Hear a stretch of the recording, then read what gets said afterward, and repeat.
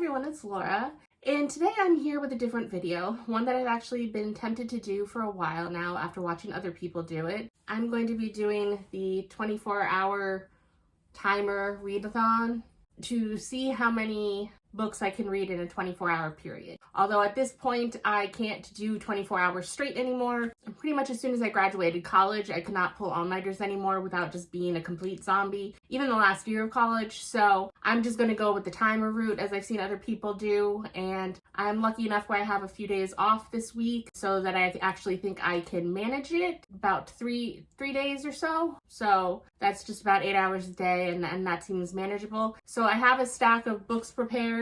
So here are some books that I pulled in preparation so that I have some options based on my mood and as well as what is available in audiobook, because I can't waste the time off fully. I have to still do some chores, I have to do some laundry, dishes, I have to do some cleaning, and I have to go to the grocery store, and I can listen to an audiobook while I browse. It's actually one of the things that I like to do. And then at night too, if I get a little too tired with my eyes or anything, it's easier for me to kind of do the immersion thing, and so I can listen while I read the physical copy of the book. And so for purely physical reads, I have Murder at Spindle House because it's a smaller book. It's only, how many pages? Like 230 something, but the font is pretty big, so it doesn't seem like that would be that difficult. I have The Full Moon Coffee Shop, which is also pretty short. It's only about 230 something pages to 230 pages, and then it's not that much in a page, so that's an easy read. And then continuing on with the light novels of That Time I Got Reincarnated as a Slime, because I've been meaning to pick this up, and this will be a good palate cleanser, and it will be pretty fast to get through if I see myself falling into a slump for some reason during this, and I think this will help. Then books that I have, because I'm trying to focus more on the books that I physically own. So these were all available for immediate listening on Libby or Hoopla. So I have Mexican Gothic. It's one that's been intriguing me for a while. Since it's a different genre, I think it'll be nice to add variety to this 24 hours and kind of mix things up a bit. Then there's the sequel to The House in the Cerulean Sea, so Somewhere Beyond the Sea. Then I have this duology, which starts with The Magic Steeped in Poison, and it's a YA duology, so I don't know how much I will like, because YA is really hit or miss for me. So I find it easier to push through on some of these books with an audiobook, where I might just get stalled if I was reading physically only. So we'll see. And then last is Atlantia, which this was one of the books that I knew nothing about when I actually went through my physical TBR, and I don't know where it came from or anything. It sounds kind of interesting about twins and below world and above world. I don't know. We'll see when we get to it, but it's also a shorter book, and the audiobook is only like 9 hours, and I usually listen to audiobooks at 2 times speed, so just a little over 4 hours to get through this. Not that bad. So that is the plan for me for the next few days, and I've never really done vlogging or anything, so I might try and insert a few clips here or there to show you my progress along the way, as well as the wrap-ups once I finish these books with my thoughts. And I wish I could kind of get started now. I can make a little dent right now, but unfortunately I got a later start today than I hoped because of other things going on. And then the only thing I have going the next few days is tonight I signed up for an art class for these decorative eggs. I don't know what they're calling them at this place I'm taking the class, because I follow a YouTuber who, I forget her name, I'll put it up on screen, where she does like pasanki eggs, because she learned it as a Polish craft where you kind of wax and then dye the eggs. So I'm really interested to see if it's something, because it seems like a long process. I don't know how much you can actually do in a shortened class period, but I was really curious and intrigued, and it wasn't that expensive to sign up for, so I'm doing that tonight. But other than that, today, and then when I get back from the class, and then the next few days, we focused on this, so I will update with some clips when I get more into it. So I'm excited to see how this goes, and hopefully I can actually make quite a dent in the physical TBR books that I have. So we'll see.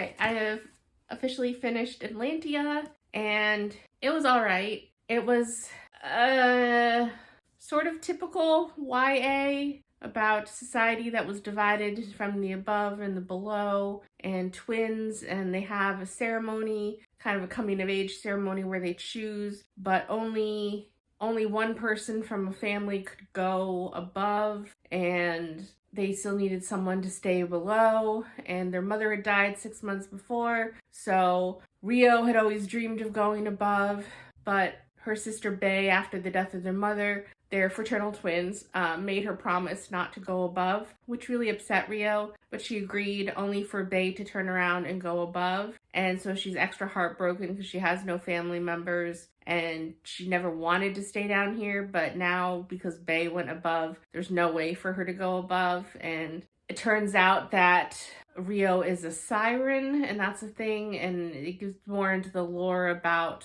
why there was a divide in society, and it was in the past when like in so many other media where I've seen where the above was polluted and destroyed and the lucky few could come down here, and so they think very highly of themselves, but not everything is as it seems. And it was interesting, but it was mediocre at best. I gave it a 3-star. There's a needless love story in here. Instead of just finding someone as a friend, she grew close to this boy, but they barely had any interaction, and then they're already romantically linked, and she has feelings for him and thinks about him in the same way that she thinks about her sister a lot of the times, about how, well, how will this decision affect him? And it just is bizarre to me. It felt like the drops of a beginning of something that could eventually lead to a romance, but it's just very insta-lovey. And then the conflict in the book was resolved very easily at the end and not with a lot of detail. The conflict in the book, it's not something that I feel like can really do with a wave your magic wand and everything's better, but somehow that appears to have just been fine, and they gloss over any of the details about how their society moves on and goes forward in this. So I give it a 3. I will be unhauling it, and another book off my TBR. So this is where we are time-wise right now. And while it's early enough in the day and my eyes aren't bleary or anything yet, I'm going to be reading The Full Moon Coffee Shop. So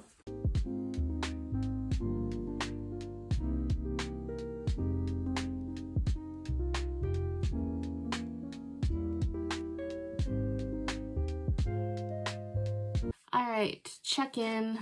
This is the current time left on my clock, and I have since finished The Full Moon Coffee Shop, and I'm about a third of the way into Mexican Gothic. I was starting to read last time I checked in with you, The Full Moon Coffee Shop, but then I got a headache coming on and I couldn't physically read it. I was only about 80 pages in. And so then I started listening to the audiobook of Mexican Gothic, and then I eventually ended up taking a nap and then continued listening to some more Mexican Gothic when I woke up, and then once I felt up for it again, I finished The Full Moon Coffee Shop. So this is going to be my last check-in for tonight. I am going to continue on with Mexican Gothic, but I'm going to probably be in bed in my pajamas, and I'm not going to vlog that or anything.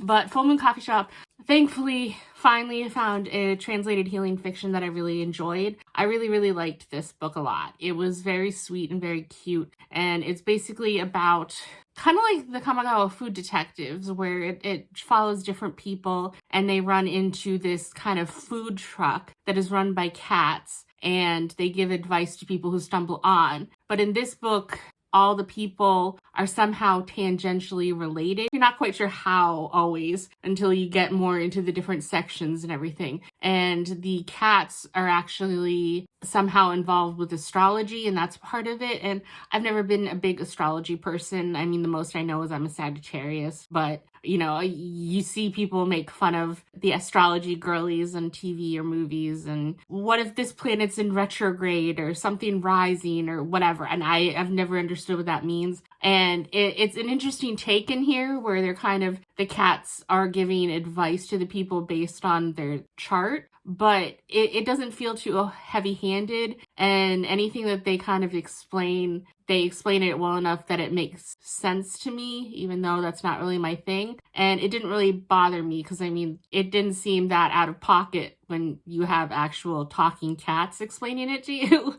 So I found it kind of sweet, and I liked some of the kind of life lessons and advice that it gives. And then the epilogue, when it kind of ties everything together, I just really liked it. So I'm really happy I read this. I'm giving it a 4.25, and I'm definitely keeping this on my shelf. This was a very easy read, and I definitely could see myself picking it up to get out of a reading slump, or if I'm just in a rough part of life, to kind of give me hope or inspiration in the future. So that's it for this. So far, Mexican Gothic.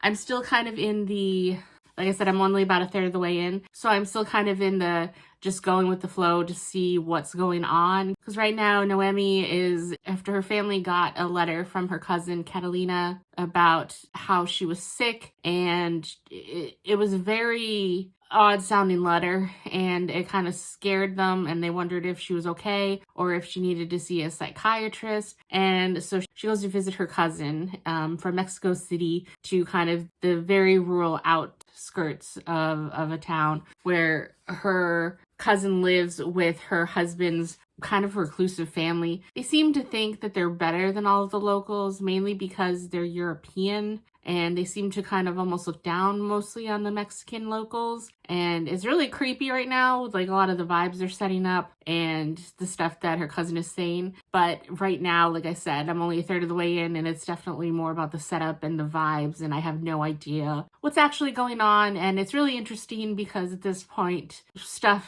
happens, like she has bad dreams, and the things her cousin has said are kind of out there. And so since I don't really know much about this other than I remember seeing a lot of people review it a while ago, but I honestly at this point don't remember what people said. So I don't even know if this is like a real supernatural type thing, or if it's more of just people and environments creep you out so much that it can make your mind play tricks on you or whatever, but we'll see. So I hope to make a more of a dent in this before I fall asleep tonight, but I will come back to you tomorrow when I start reading again and give you an update on how this went. So that's it for tonight, and I'll see you tomorrow. Here with another update.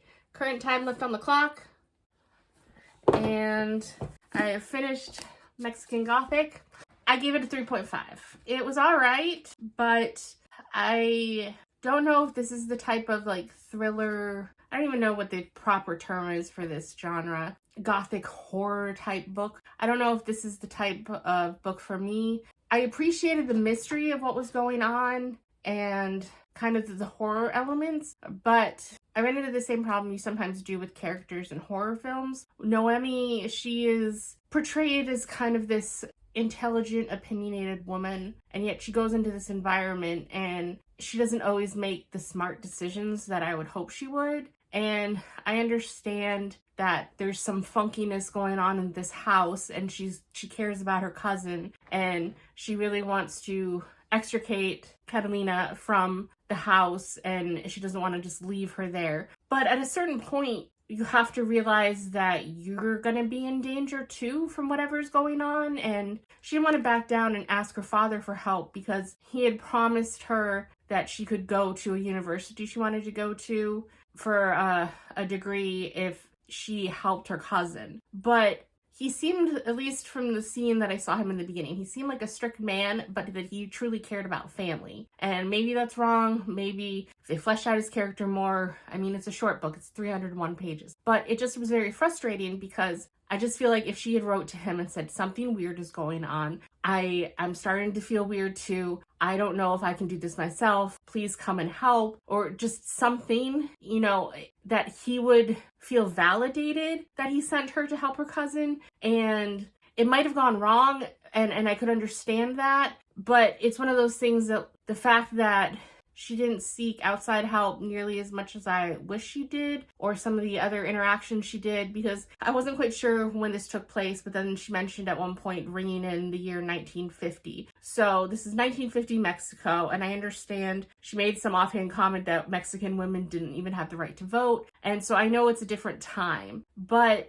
she seems to have such a sharp wit on certain occasions and understand the nuance of social interactions and how to wrap men around her fingers, but not lead them on too far where they really expect more. And yet at the same time, then what happens is she just fails at every chance interacting with this family. And it's really frustrating because, like, one example is it's not really a spoiler or anything. It's just she's there to see her cousin. Well, she keeps asking to see her cousin, and then they say that she's sleeping or she needs her medicine, and they kind of block her. And then at another point, someone points out to her, where like, you claim to be here for your cousin, but you barely spent any time with her. And she just kind of takes that insult. And I'm like, yeah, because every time that she asks, they monitor her, they stop her from being there for too long. She's there for 5 minutes. Like, it just, I don't understand, I guess, Noemi's thought process. And it was a really frustrating read. So while I liked a lot of the setup and I kind of liked the mystery of what was really going on, is it something supernatural or is it something else? You know, is it a psychological thriller type?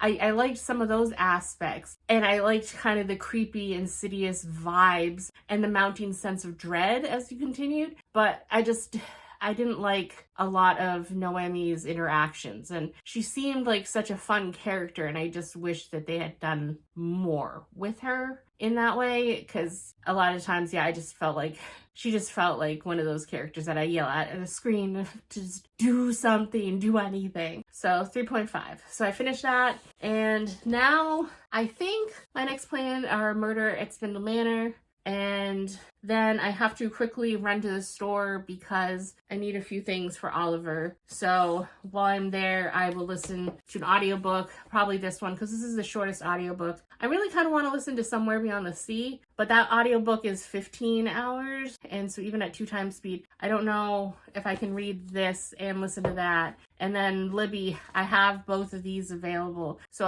if I could knock out a duology, it's only 11 hours. So I think I'll start the audiobook for this one and physically read Murder at Spindle Manor. So we'll see. I don't know how it will go, but this book is only 234 pages and the font is really big. So I'm hopeful that I can get through it quickly. So we shall see. So I will come back when I have more of an update. Hopefully maybe I can vlog a little bit more of the reading on this, but we'll see. So that's it for now.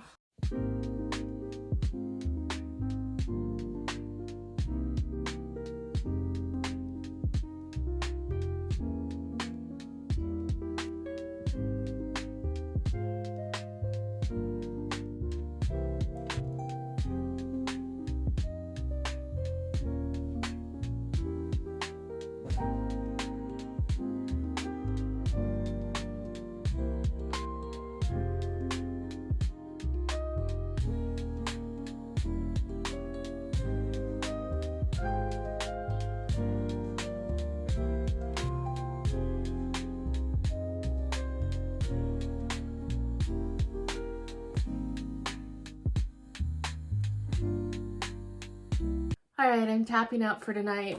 I finished Murder at Spindle Manor, and it was okay, not quite as good as I expected. It was very entertaining at first, but it kind of got old for me after a while. It was kind of like a mix of Clue and almost like a supernatural episode with a mystery of the week type thing with a supernatural bad guy. I'm really tired. I'll go more into it tomorrow. I'm still really not sure about my rating either, so I'll come back with clearer thoughts on that. But current timer is that. I'm honestly shocked at how long 24 hours is. I thought for sure that I would be able to wrap everything up by today, or maybe a little overlap with tomorrow. And nope, it's just going to take me longer to get through the 24 hours. I think part of it is just my attention span. I get distracted by other things and I've been very good about pausing the timer when I get distracted, and it just I'm glad I had plenty of days to do this experiment because it's going to take up all my days off just to do the 24 hours. But I am making good progress. So I did finish this book and I've started listening to this book. I'm about 20% of the way into this. I do plan on listening to a little bit more. I don't know how much. I am tired before sleep. And so I will come back to you tomorrow, like I said, with a more concise review and thoughts and rating on this book, and then hopefully with an update on this book. So that's it for tonight. All right, so this is the current time I have left. I was really hoping to finish everything today, but I had family obligations, so I spent most of my day out and about and not able to focus on reading in any way. But I did promise that I would give more of a summary and my thoughts on Murder at Spindle Manor today. And this book, I really liked it to start off with, but it wore on me kind of fast. So this book is only 234 pages, and as I mentioned before, the font is quite large.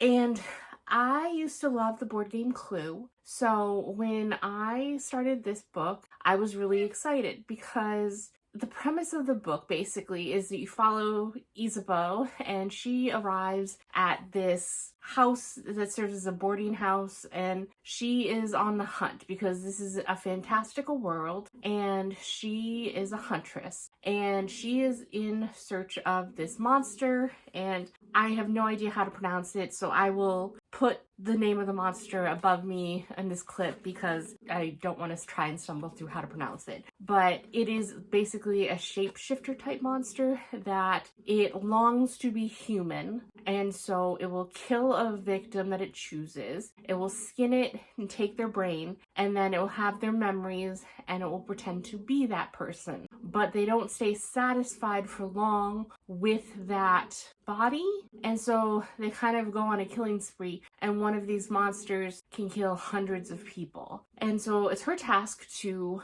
kill the monster, and she has tracked it to this inn where there's a party of 10 different people, and so she basically walks in, and it's kind of like a big Clue where they're all very distinctive, over-the-top characters. There's a coachman who is a drunkard who just adds chaos to the mix. There's the rich socialite who just uses her money and her station to gather people around her even though she's an awful human being. There is the mesmer guy who is known for feats of magic. Then there is a medium who is disgraced because she was proven to be a false medium at one of her shows, and there's just different characters like that. And then Isabeau, her own coach woman, is very eager to help her, and even though they only met a few days ago at the beginning of this current hunt, she gives Isabeau the nickname Izzy and claims to be her partner and wants to be involved every step of the way at the investigation. And that's all well and good for the first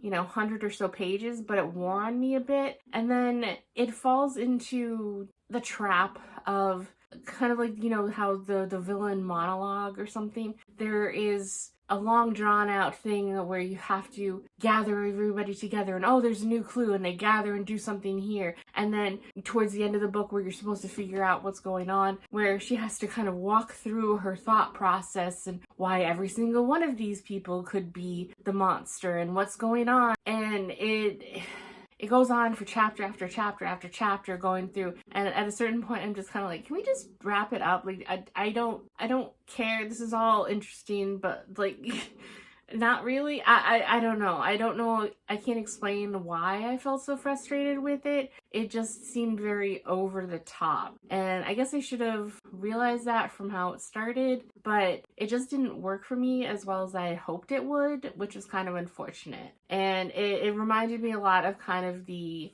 villain of the week or monster of the week in Supernatural episodes, or even in like Angel, the TV show. I think there was an actual episode of a body snatching monster on the TV show Angel, but if that doesn't date me. But yeah, so I don't know.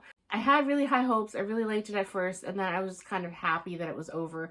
Getting through the last 25 pages or so was kind of rough. So for now, I'm giving this a 3.75. I don't know, maybe at the end of the month wrap up, I might lower it to a 3.5, but I don't know, we'll see. But I do know that there are more in this series, and I honestly, if they were available to me on my Libby or Hoopla, I might give the second one a chance, an audiobook, but since they're not, and I would have to buy a copy somewhere, I don't think I'm going to continue on in this series, which is kind of unfortunate. Then I am almost all of the way through A Magic Steeped in Poison, which is the first in a duology, and this is basically based on Chinese culture, and this is about Ning. I apologize again if I mispronounce any of these Chinese names, but her family has gone through hardship. Her father was a physician in their local village, and her mom was a specialist. Again, I will write it above here. I'm not going to even attempt to try and say this word, where she is able to use magic in brewing of teas to different effects, and it can do a lot of things. They can, depending on what tea you brew and what magic you infuse it with, it can be like a truth serum. You can fortify the body to make it stronger. You can make someone more aware of their surroundings and heighten their senses, and you can help and assist a physician in healing sicknesses, which is what her mother and father would often do. And they have government allotments, I guess, of tea. And before the start of this book, in the government issued brick of tea that they got, unfortunately, all across the country, there were poisoned bricks. And Ning, she brewed the tea, and her mother and her younger sister drank it. And her mother realized that it was poisoned and immediately used the last of her life to try and brew some sort of antidote for Ning's younger sister Shu. And unfortunately, it did cause her to empty the contents of her stomach, but it wasn't soon enough to stop the long-term effects of the poison. So her mother has passed away before the start of the book, and her sister is dying. And so there is a royal scroll inviting those who are in the profession that her mother was to attend a competition to be the royal court magic tea person. So Ning is going to take up this opportunity, even though her sister Shu was officially her mom's apprentice. So she has the raw talent and skills for this, but she's not been officially trained. And so she's kind of flying by the seat of her pants. And she's hoping to win the competition because then you can be granted a wish from the princess. And she's hoping to either get a court physician that's, you know, one of the best, or some antidote that maybe is not available to the rural common person to help save her sister. So that's her goal. So she goes to the royal capital and she's involved in this competition where she is forced to contend with court politics and deal with people looking at her as a lowly commoner and try and sabotage some of her effects. And then there's also been political drama because the current emperor hasn't been seen at court for a while because he's ill, and so you only see the princess. And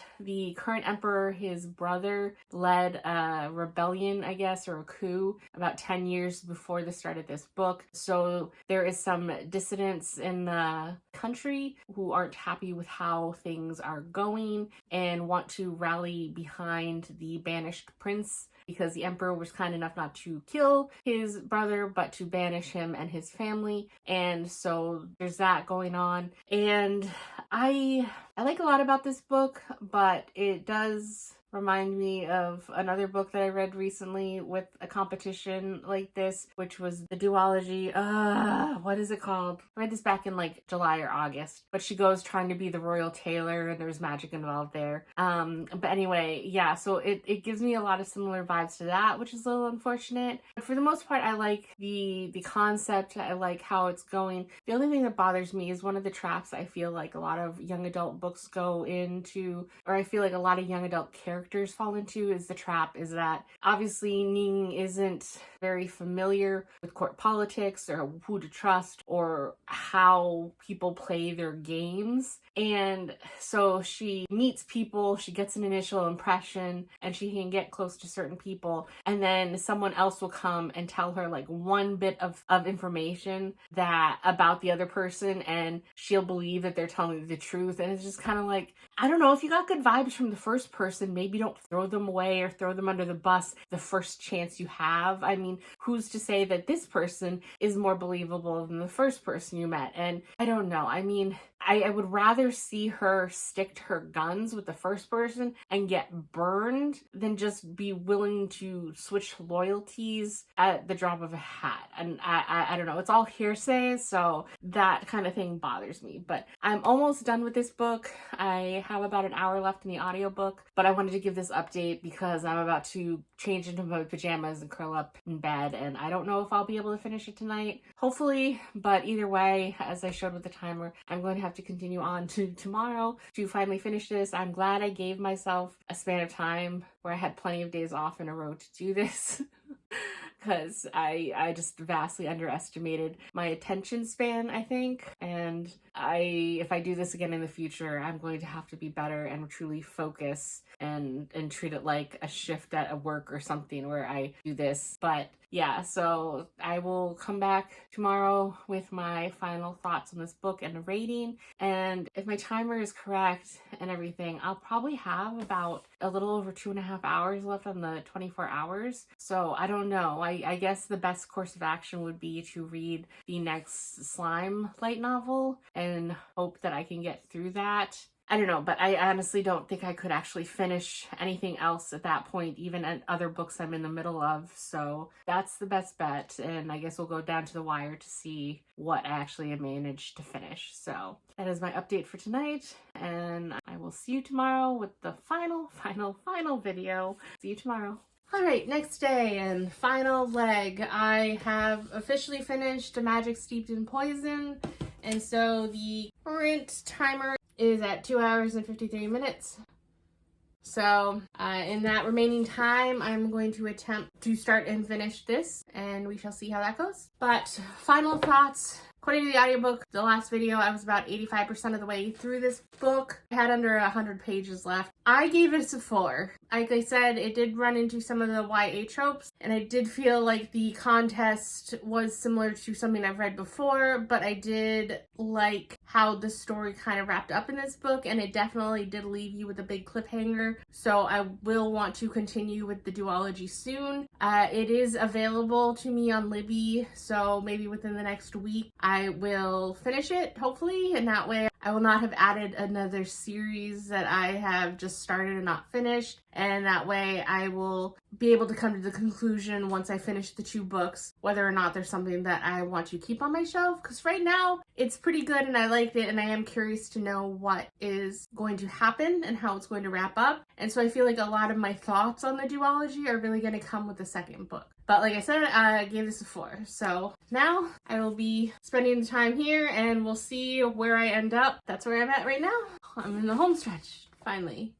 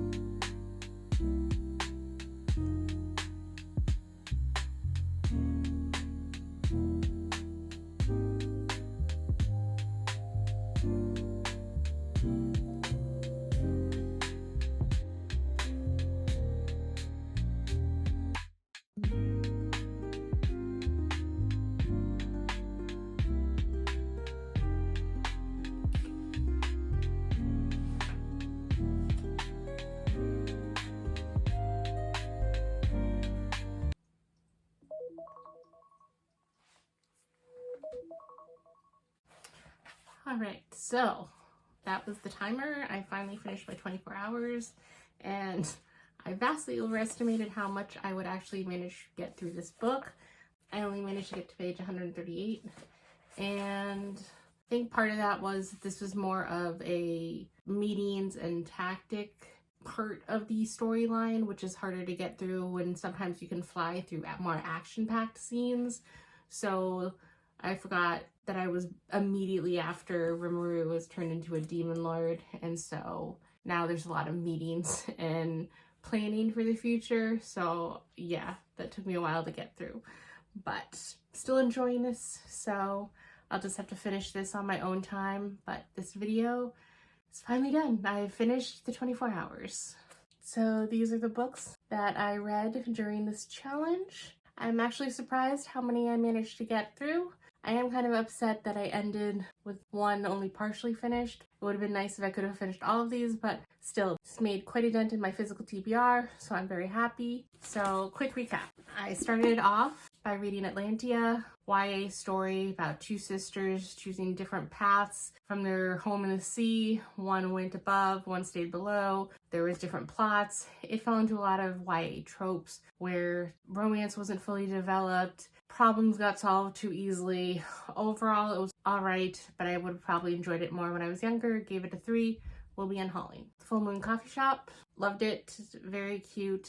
Healing fiction translated about people that are tangentially related in some way and how they stumble upon this kind of coffee truck, and then they kind of get advice based on their astrological signs from these talking cats, and it helps improve their lives. And I really liked this. I will definitely be keeping this one. I really enjoyed it. I could see myself rereading it in the future. And I gave it a 4.25. Then I had Mexican Gothic, which was an interesting take, very different than what I've been reading recently, and I liked a lot of elements of it. I liked the atmosphere, I did like the growing sense of dread, but the fact that Noemi went to investigate what was going on with her cousin Catalina and try and save her and extricate her from her cousin's weird in-laws, and yet she seemed to make odd decisions based on how intelligent she seemed, and I just didn't agree with her, so the frustration levels kind of grew for me. But I'm happy to expand my reading and try different genres. I just don't know if this was the book that I hoped it would be for me. I am happy that I read it. I gave it a 3.5, but I will be unhauling it. I have no interest in picking it up again in the future. I am open to having other books in the genre, but hopefully I like them more, and they'll be something that I'll actually want to keep on my shelves. Then Murder at Spindle Manor, which I was initially very excited about. I had heard about it from Andrew Watson, another YouTuber, and it came recommended, and it seemed like something for me because it had the Clue vibes, it had the vibes of Supernatural, or I said even like Angel, where it was kind of like a supernatural phenomenon, monster of the week type thing. But I don't know, I'm not very familiar with the term about campiness and like what makes something camp. I don't know if this was trying to be campy and I'm just not into the vibes, or if it just failed in the vibes that it was trying to bring, but it was just too over the top for me, and I liked it at first, but it dragged for me the further I got on. So I gave this a 3.75.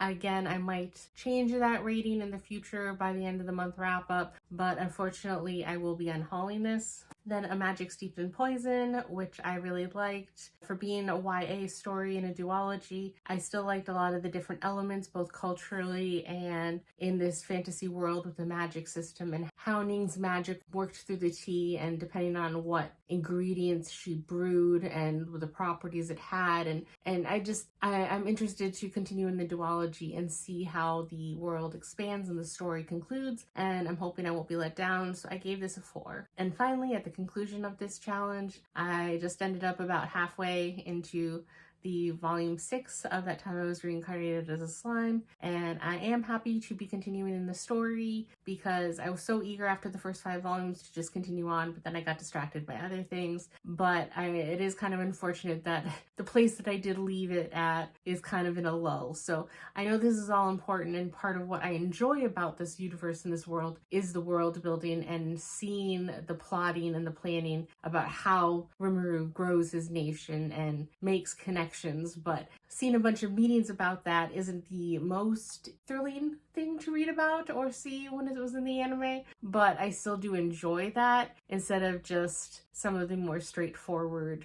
attempts that have been made sometimes where you just have to wave your wand and it just happens. Like, I like seeing the thought process behind all of that, but that's the last one that I did in this. And overall, I am very happy that I gave this 24-hour timer challenge a try, but it was definitely more time consuming than I even expected, and I am glad that I gave myself quite a few days just as backup because I definitely ate into an extra day and a half more than I anticipated I would need. So if I want to do this again in the future, which I think I would because I made quite a big dent in my physical TBR, so that kind of helped spur me on to want to try this in the future again, but I will have to wait for a time where I have multiple days off, and I will really have to do my best to focus and get through more hours each day because I think my attention span has just been bad.